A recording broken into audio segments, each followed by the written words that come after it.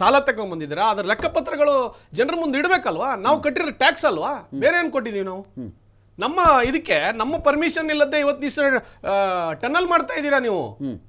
ಪ್ರಜೆಗಳದ್ದು ಯಾವ್ದಾದ್ರು ಒಮ್ಮತ ಇದೆಯಾ ಇದಕ್ಕೆ? ನೀವು ಡಿ ಕೆ ಶಿವಕುಮಾರ್ ಟನಲ್ ಮಾಡ್ತಾ ಇದೀರಲ್ಲ, ನೀವು ಗ್ಯಾರಂಟಿ ಆಯ್ತು, ನೀವು ಅದ್ ಮಾಡೋದಲ್ಲ. ಲೆಕ್ಕಪತ್ರಗಳನ್ನ ನೀವೇನಾದ್ರು ದಾಖಲಾತಿ ಕೊಟ್ಟಿದ್ದೀರಾ? ಶ್ವೇತಪತ್ರ ಹೊರಡಿಸಿ ನೋಡೋಣ. ನಾನು ಕಾಂಗ್ರೆಸ್ ವಕ್ತಾರ ಬಂದ್ರೆ ಕೇಳೋನಿದ್ದೆ, ಇಲ್ಲ, ಹಾಗಾಗಿ ನಾನು ನಿಮ್ಮ ಮಾಧ್ಯಮ ಮುಖಾಂತರ ಕೇಳ್ತಾ ಇದ್ದೀನಿ. ದಿನೇಶ್ ಅವರೇ, ಇಲ್ಲಿ ಏನಾಗ್ತಿದೆ ಅಂತ ಹೇಳಿದ್ರೆ, ಈಗ ಗ್ಯಾರಂಟಿ ಯೋಜನೆಗಳು ಇವರು ಅನೌನ್ಸ್ ಮಾಡಿದಾಗ ಸಹಜವಾಗಿ ಬಿಜೆಪಿಯಿಂದ ಬಂದಂಥ ಪ್ರಶ್ನೆಗಳಂದರೆ ಅಭಿವೃದ್ಧಿ ಏನು ಮಾಡ್ತಾ ಇದ್ದೀರಿ ಅಂತ ಬಂತು. ಅಭಿವೃದ್ಧಿ ಕೆಲಸ ನೀವು ಮಾಡ್ತಾ ಇಲ್ಲ, ರಸ್ತೆ ಗುಂಡಿ ಹಂಗಾಗಿದೆ, ರೋಡ್ ಹಿಂಗಾಗಿದೆ, ಟ್ರಾಫಿಕ್ ಹಿಂಗಾಗಿದೆ, ಇದೇ ಪಾರ್ಟಿ ಹೇಳಿದಂಥದ್ದು. ಈಗ ಅವರೇನು ಮಾಡಿದ್ರು, ಗುಂಡಿ ಮುಚ್ಚಿಸ್ತಾ ಇದ್ದೀನಿ, ಟನಲ್ ರೋಡ್ ಮಾಡ್ತಾ ಇದ್ದೀನಿ, ಟ್ರಾಫಿಕ್ ನಾನು ಈಸ್ ಮಾಡ್ತೀನಿ, 5 ವರ್ಷದ ಪ್ರಾಜೆಕ್ಟ್ ಹೇಳ್ತಿರ್ಬೋದು, 10 ವರ್ಷದ ಪ್ರಾಜೆಕ್ಟ್ ಹೇಳ್ತಿರ್ಬೋದು, ಅದನ್ನು ಮಾಡೋಕೆ ತೇಜಸ್ವಿ ಸೂರ್ಯ ಅದ್ರ ವಿರುದ್ಧ ಅರ್ಜಿ ಹಾಕ್ತಾರೆ ಅಂತಾರೆ ಅವರು. ಸೇಮ್ ಟನಲ್ ವಿರುದ್ಧ ಅಭಿವೃದ್ಧಿ ಮಾಡೋಕ್ಕೋದ್ರೆ ಇವರೇ ಅರ್ಜಿ ಹಾಕ್ತಾರೆ. ಗ್ಯಾರಂಟಿ ಕೊಟ್ಟಾಗ ಅಭಿವೃದ್ಧಿ ಯಾಕೆ ಮಾಡಲ್ಲ ಅಂತ ಇವರೇ ಕೇಳೋರು ಇವರೇ, ತಕರಾರು ತೆಗಿಯೋರು ಇವರೇ ಅಂತ ಅವ್ರದ್ದೊಂದು ವಾದ ಇದೆ. ಇಟ್ಕೊಳ್ಳಿ, ಕೇಳಿಸ್ಕೊಳ್ರಿ, ನಿಮ್ಮ ವಾದ ನಾನು ಕೇಳಿಸ್ಕೊಂಡಿದ್ದೀನಿ. ಇದು ಅವ್ರ ವಾದ. ಅವ್ರು ಬಂದಿದ್ರು ನಾನು ಅವ್ರಿಗೆ ಕೇಳ್ತಾ ಇದ್ದೆ, ಅವ್ರು ಬಂದಿಲ್ಲ, ಕಾಂಗ್ರೆಸ್ನವ್ರು ಆಗ್ತಾರೆ, ಅವ್ರು ಸದ್ಯಕ್ಕಿಲ್ಲ. ಇನ್ನೊಂದು ಪ್ರಶ್ನೆ ಏನಂತ ಹೇಳಿದ್ರೆ, ಇಲ್ಲಿ ಈ ಅಭಿವೃದ್ಧಿ, ಗ್ಯಾರಂಟಿ, ಶ್ವೇತಪತ್ರ ಮತ್ತು ಸಾಲ, ಈ 3 ವಿಚಾರ ಇದೆಯಲ್ಲ, ಇಡೀ ದೇಶದಲ್ಲಿ ಯಾವ ಪಾರ್ಟಿನೂ ಸಾಚ ಇಲ್ಲ ಇದರಲ್ಲಿ.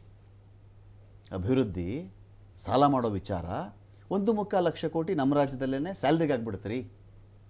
ಬರೀ ಸ್ಯಾಲ್ರಿಗೆ ಬೇಕು, ಸ್ಯಾಲ್ರಿ ಬೇರೆ ಬೇರೆ ಬಾಬ್ತುಗಳು, 60,000 ಕೋಟಿ ಇಲ್ಲಿ ಇಟ್ಕೊಳ್ಳಿ.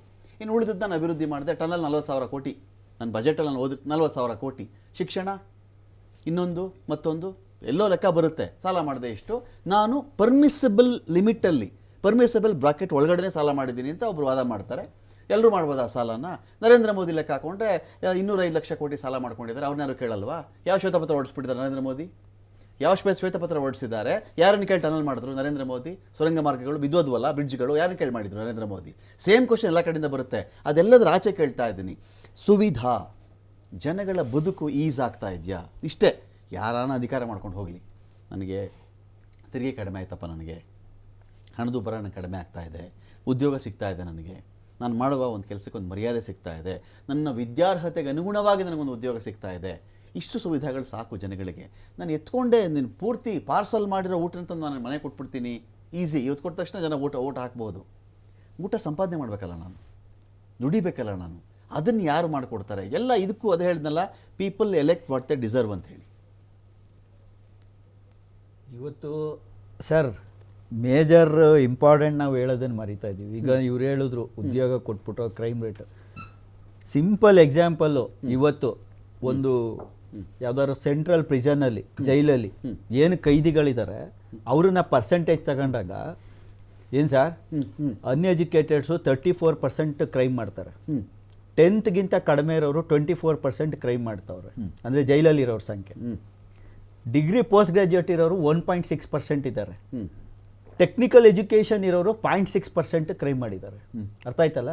ಅಂದರೆ ಈ ದೇಶಕ್ಕೆ ಬೇಕಾಗಿರೋದೇನು?